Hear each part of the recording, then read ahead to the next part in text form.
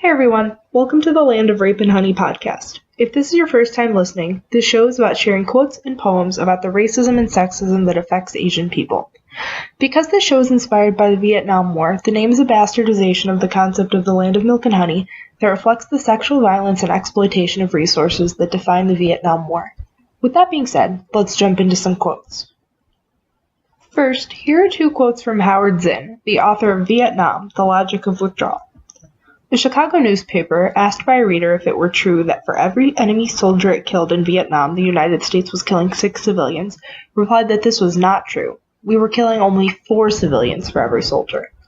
The next quote is, "The Pentagon disclosed in 1966 that it had paid to relatives an average of $34 in condolence money for each Vietnamese killed accidentally in American airstrikes during that summer. At the same time, according to reports from Saigon, the Air Force was paying $87 for each rubber tree destroyed accidentally by bombs."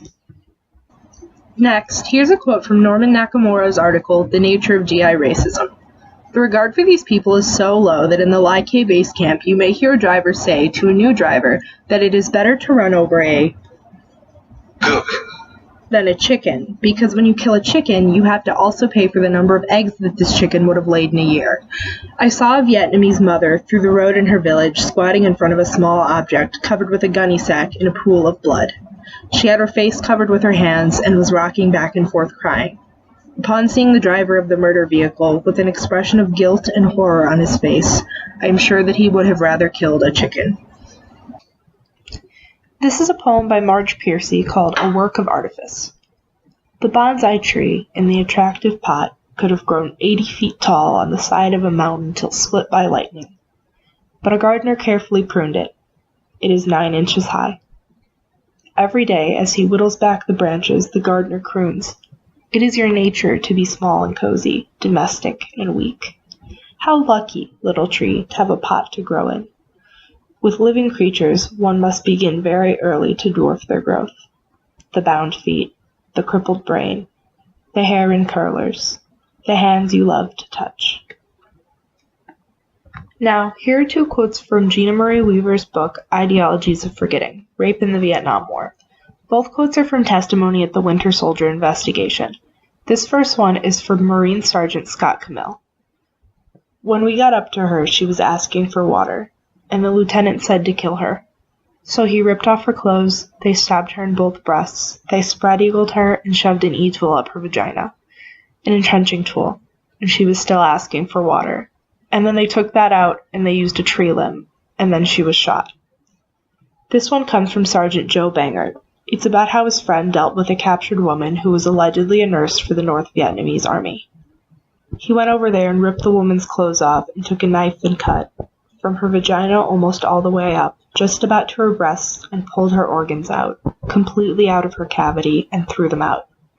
Then he stopped and knelt over and commenced to peel every bit of skin off her body and left her there as a sign for something or other."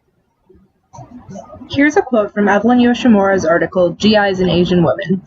"A vast number of Asian American GIs have unpleasant memories of being called cook Charlie, Jack, King, Ho Chi Minh by superior officers and fellow GIs in their basic training, and the phrase Asians have no value for human life has been used too often to detract from the rumored and proven atrocities against Vietnamese civilians."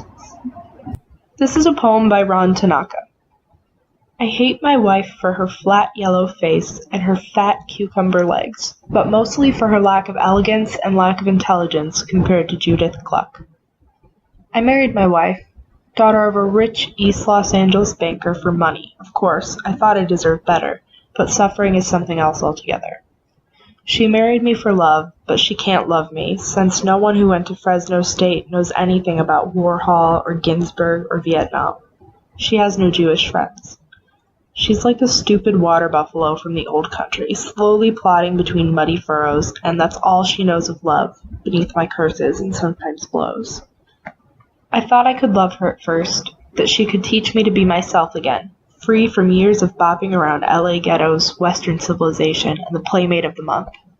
Since she was raised a Buddhist with all the arts of dancing, arranging, and the serving of tea, I thought I saw in my arrogance some long-forgotten warrior prince. But I wanted to be an Anglican too much and listened too long to Dylan. Or maybe it was the Playmate of the Month, or poetry, and Judith Gluck. So I hate my gentle wife for her flat yellow face and her soft cucumber legs, bearing the burden of the love she has borne for centuries before Anglicans and Dylans, Playmates and rock, before me or Judith Gluck. Here's another quote from Evelyn Yoshimura's article. This quote comes from an Asian American veteran. We had these classes we had to go to taught by the drill instructors, and every instructor would tell a joke before he began class. It would always be a dirty joke, usually having to do with prostitutes they'd seen in Japan or in other parts of Asia while they were stationed overseas. The attitude of the Asian woman being a doll, a useful toy, or something to play with usually came out in these jokes, and how they were not quite as human as white women. For instance, a real common example was how the instructor would talk about how Asian women's vaginas weren't like a white woman's, but rather they were slanted, like their eyes. Some guys really believed this shit, too. Like when you get overseas afterwards, you kind of trip on the jokes you heard and look for things you remember from the jokes. To show that these ideas are still alive and well today, here are 2 messages that 2 Asian women have received on OkCupid. The first says, "So my best friend who was in the army in Korea told me Asian girls have sideways vaginas. Is that true? 'Cause it's awesome." The second says, "Go get raped, you dumb whore." The last poem I'd like to leave you all with is called Listen, Asshole. It's a spoken word poem written and performed by a duo of Asian American women called Yellow Rage. First, here are 2 YouTube comments on the video. She can back that ass up and get this white Aryan dick. What a bunch of disgusting cunts. This really rustled my egg roll. From Philadelphia, Yellow Rage.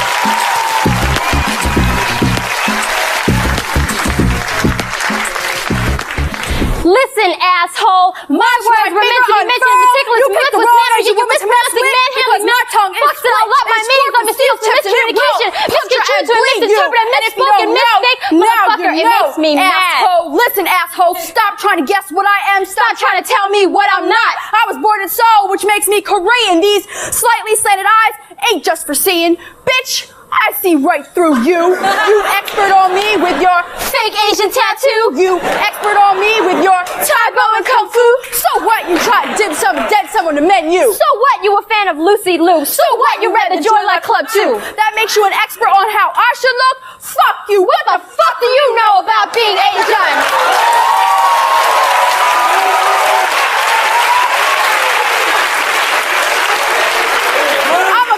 You in your place, son. What do you know about napalm in Saigon? About Hiroshima and Nagasaki? About Gandhi? What do you know about demilitarized zones and no gunnery? About My Lai and the military? What do you know about the killing fields and signs that wield no Chinese or dogs allowed? What do you know about comfort women and geisha girls? About colonization all over the Asian world? What do you know about the Great Wall? I can school you on each and all, motherfucker. I'm about to get raw. You picked the wrong Asian woman to mess with.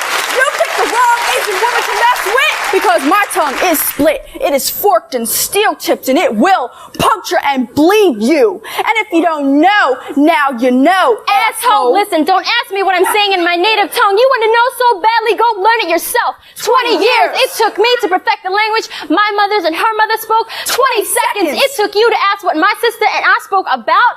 If I said I wasn't talking to you, why don't you stop bothering me all up in my business? How dare you step to me, invade my privacy, waste my time to ask if I'm able to relay you the contents in my conversation? What nonsense is this? Do I look like your private translator?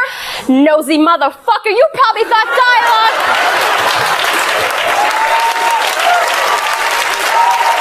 You probably thought dialogue centered around you and you just wanted to make sure. Is that because you're paranoid and insecure?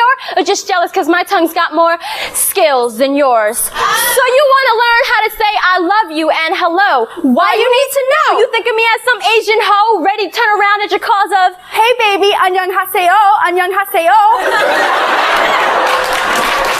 or, ni hao ma, I love you, China doll. Please, your shit doesn't impress me at all because my words were meant to be mentioned in meticulous and mellifluous manner, yet you're mispronouncing manhandling mouth. Fucks it all up. My meaning's misused for miscommunication, misconstrued to a misinterpreted, misspoken, mistake. Motherfucker, it makes me mad, so you better have listened, asshole, and listen well. Don't talk to me anymore. Don't fuck with me anymore because I am done talking to you.